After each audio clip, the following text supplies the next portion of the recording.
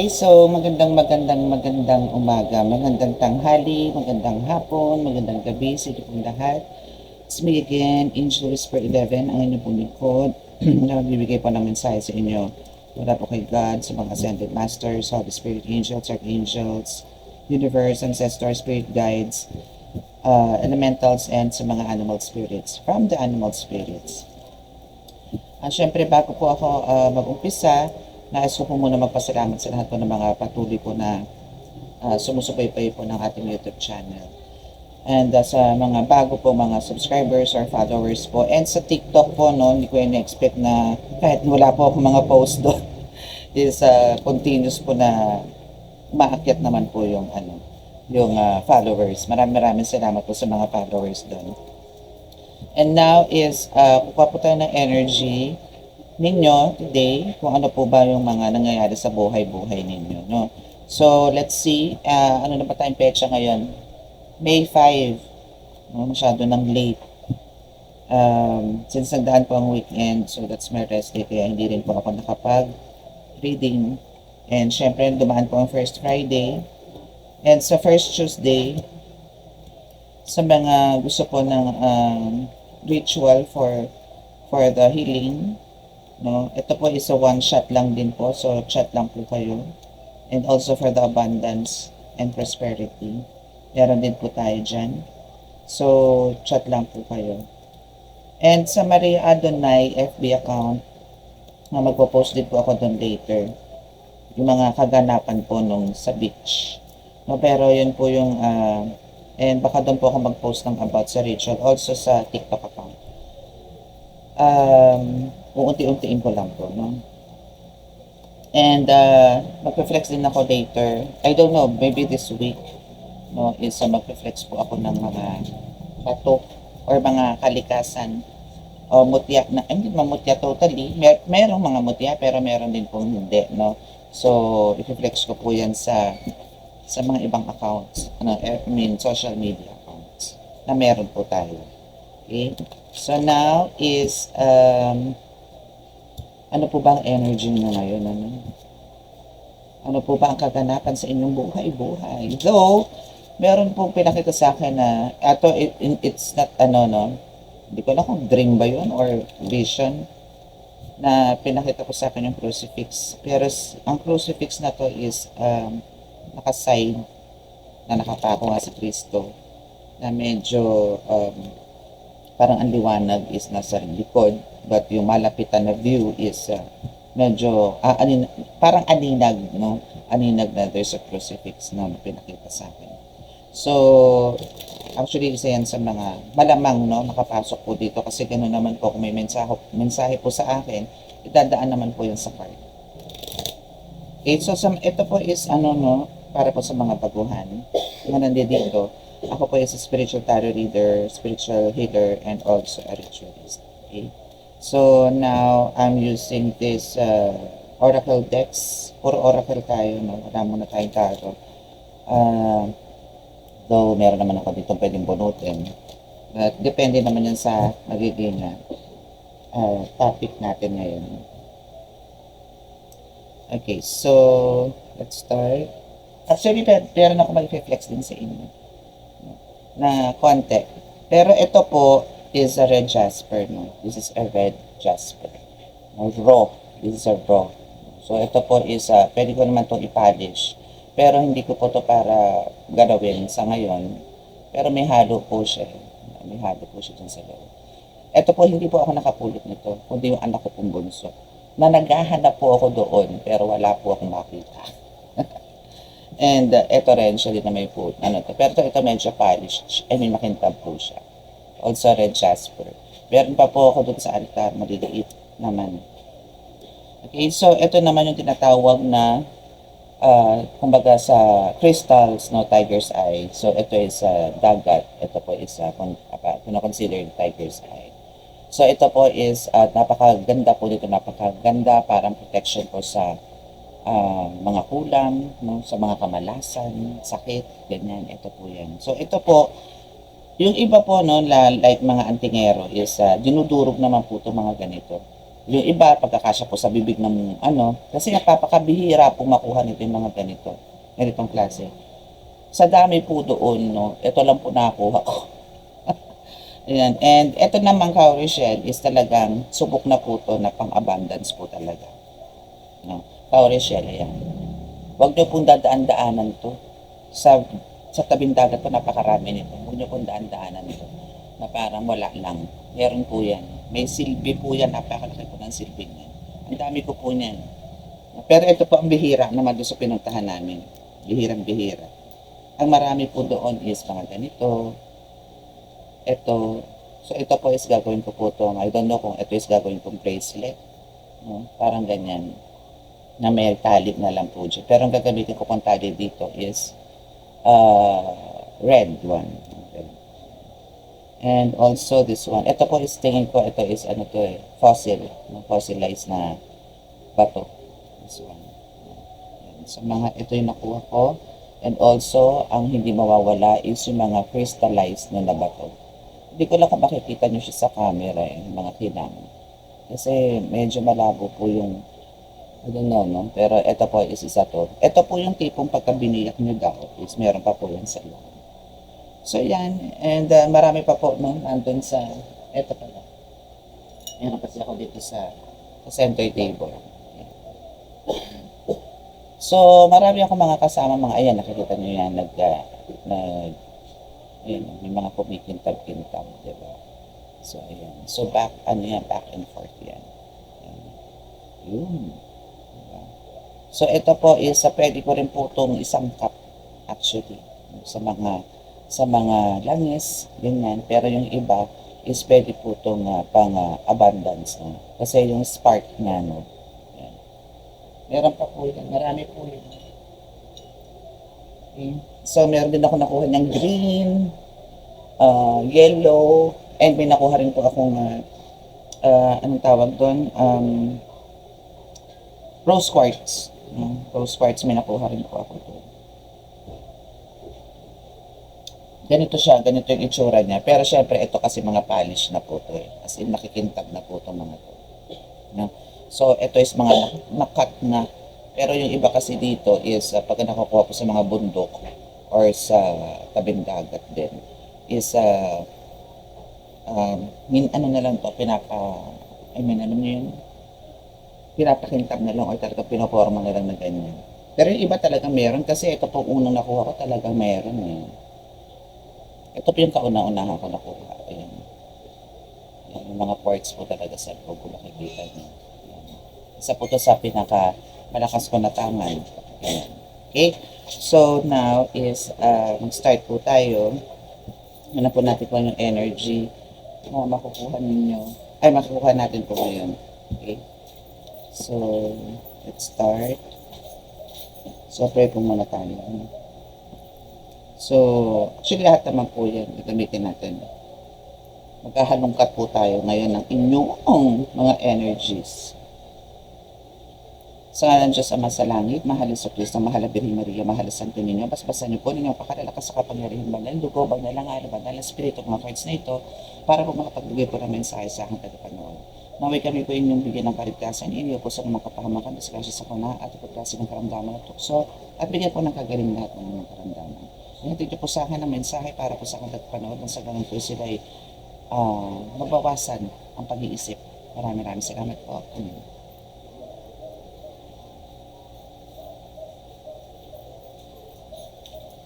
Okay, so ano ba yung kukuha muna tayo ng tatlong cards para pinaka-highlights po ninyo for today's reading.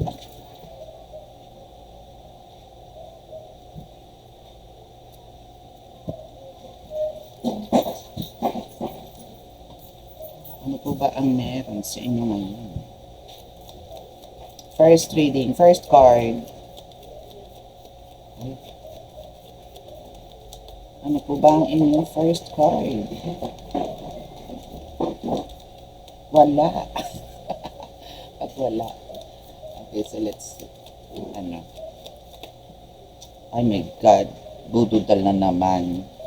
Meron na namang hawak ang manika at ikaw yon, no? Meron na naman pong humahawak ng manika. Goodness. Yes, it's a spell word. Yun. So, para mawalan ka ng, alam mo yung blockages, no? For some of you, intuition, or maybe hindi lang intuition, or maybe dreams, maybe mga ideas, kung hindi man, ano. So, ito yung mga binablock nila sa inyo ngayon. Okay? So, anyway, hanap pa tayo ng iba.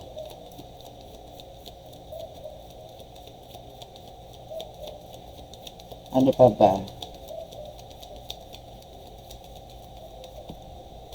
Backfire. Sorry. Share your blessings. And bottom of the deck is a sacred place. Okay. So, meron po talagang may mga birada po kayo ngayon, For some of you here is talaga meron po mga birada ng black magic or spell work, intuition, which is, andito yung talagang mangilan-ngilan po sa inyo is hindi po parang may kutob kayo pero laging parang palyado, mga ganun. So now, since yan is birada po yan, so ngayon, sila ngayon ang mag-iisip na kumbaga halimbawa, akala nila using their voodoo dolls, no? Na akala nila napupuruhan kanila. Since nagpa-backfire po yung mga ginagawa sa inyo, for sure hindi lang naman intuition ng birada sa inyo nito eh. No? So nandito pa lang tayo, ilang cards pa lang po yan. So malamang sa malamang po, hindi lang po yan ang ginagawa sa inyo. Na yung intuition po ninyo is binablock nila or tinanggal nila or mga tipong ganon. Kasi ito yung ginagamit mo talaga. For some of you, ito yung ginagamit. Especially ang intuition kasi ginagamit to like me, no? Like mga tarot readers, no? And also mga healers din talaga. Kasi kailangan talaga mataas ang intuition namin pagdating sa healing and sa ganitong reading. Hindi po pwedeng papalya-palya, hindi po pwedeng paloko-loko. So, ito is nagpa-backfire din. Sila yung tipo, pag nag-backfire naman po kasi mga ganitong klase, is sila yung talagang halos wala na silang makukuha information sa inyo. Wala na silang halos kahit may katiting, no? Hindi na po nila ito mamamonitor unless talaga magpapadala po sila ng mga elemento na halaga nila. Okay? So, bakit ba ito ganito? No? Kasi bakit nag-backfire? It's because of your still para continuously sharing, no, your blessings to others. Or kahit hindi sa others, no? Kahit kumbaga andito pa rin yung ito siguro yung pinakinaingitan nito mga ito, no? Ng mga gumagawa. Kasi andito yung for sure, meron po kayo mga struggles or parang meron kayo mga financial crisis na pinagdadaanan ngayon. But still, no, even in a small small amount is talagang sinishare nyo pa rin. Hindi kayo yung tipo nga gumaganon, yung parang nag-hold, no, or parang nag-think twice, no, na tumulong sa mga taong nangangailangan. Yung mga ganun. That's why andito yung binabackfire ang lahat. No? Hindi lang yan, panigurado. Kasi voodoo doll is pwede naman kasi tirik lang ng kandila. Bakit kailangan kang gamitan ng voodoo doll? Pag voodoo doll kasi may na yan, may ipitan, may ilalagay, may tatanggalin, may tutusok, may itatapal, para mapeste ka. No? Ang kandila po kasi, parang manifestation lang yan, na once na ganun, ay tanggap na agad. No? Well, depende yan. Depende yan sa they're scared. O, diba? Scary. So, meron din pala. So, may rin sila, diba? May takot. And now, actually, kasi nga nag-backfire na, no? So, andito ngayon yung natatakot din sila. Pero alam mo na mga ganito, sa totoo lang, based sa experience ko,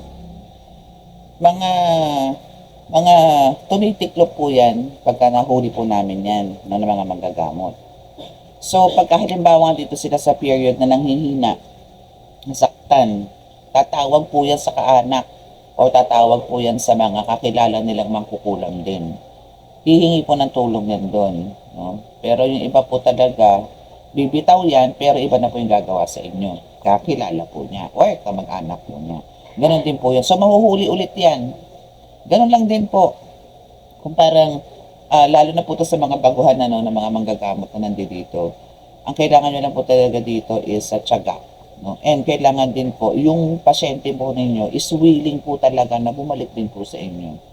Hindi naman po lahat ng manggagamot, akala nyo isang birahan lang yan nakukuha, hindi.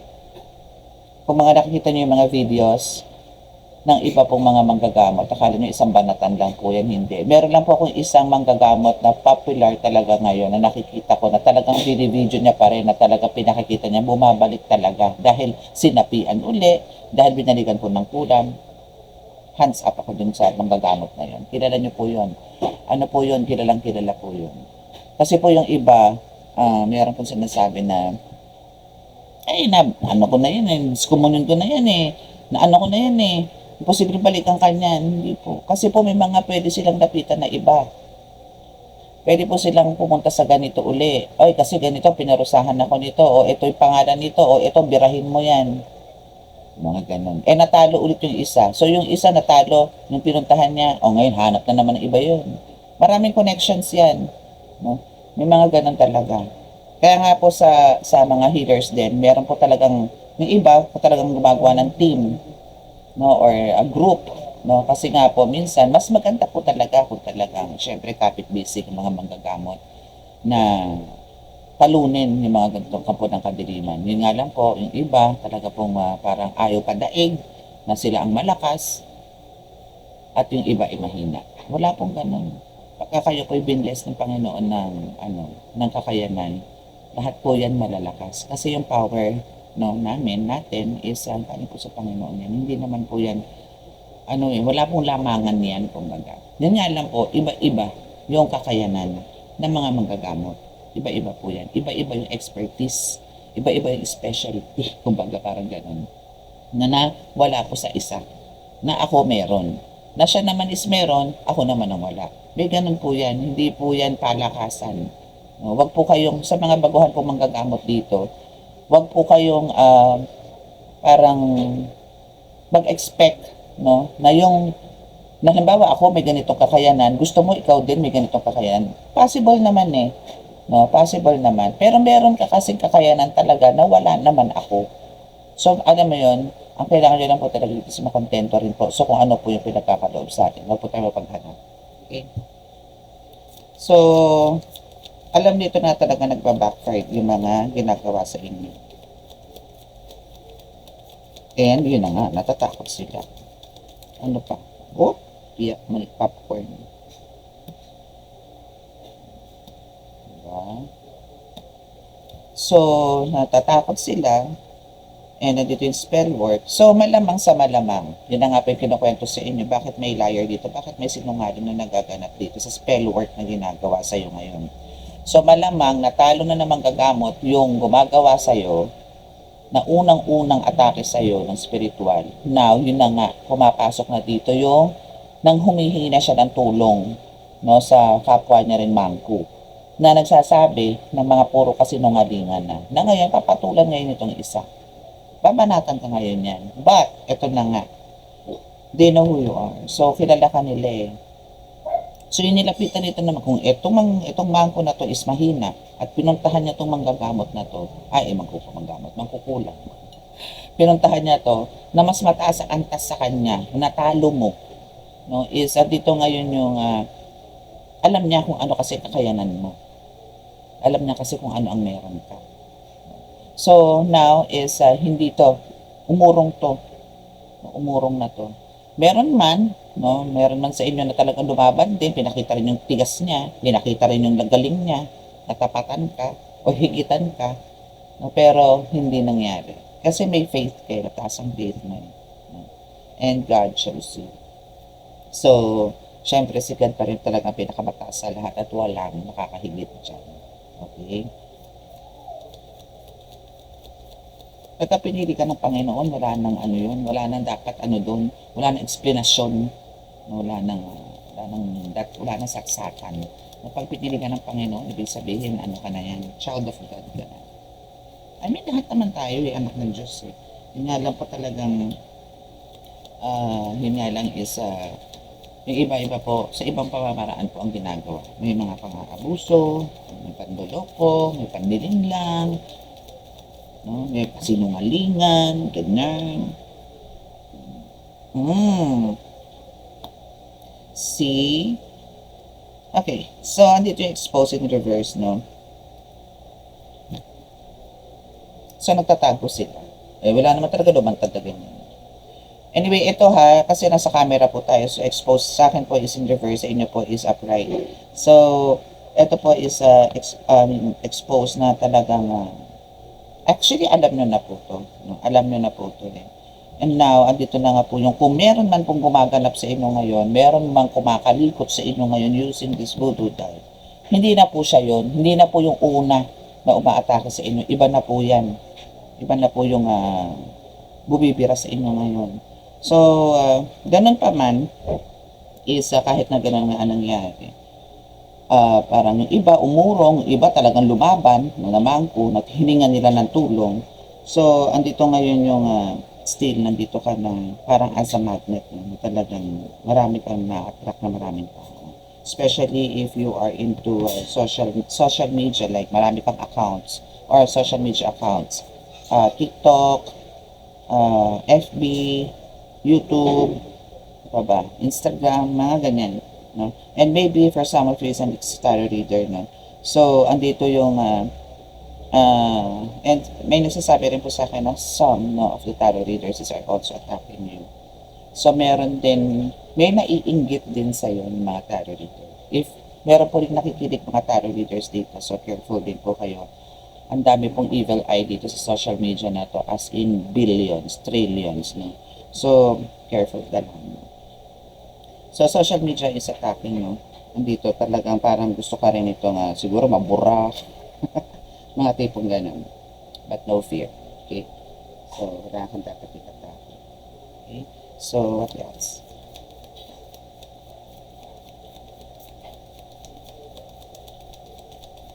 Actually, ito lang talagang ano na to eh. Itong card ko na to, talagang kahit di na ako gumamit ng iba, kahit ito na nga lang araw-araw gamitin ko eh. Anyway, so tingnan natin ng iba pa. Sacred place. Parang nakabasa ito kanina. So, meron ka nito, no? May altar ka, or maybe andito yung talagang, yung bahay mo is ang daming protections, no? So, safe ka talaga. And hindi lang ikaw, also your family. Anything. So, dito pa lang ako sa isang deck ko, pero ang dami na nating, parang klaro na rin ano. So, almost there. Almost there sa pagiging untouchable mo.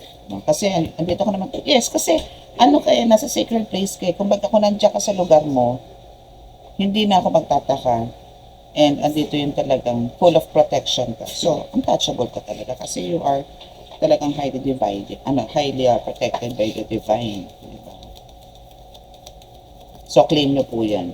Crown chakra. Yes. As a tarot reader, healer, kailangan po natin ng game over.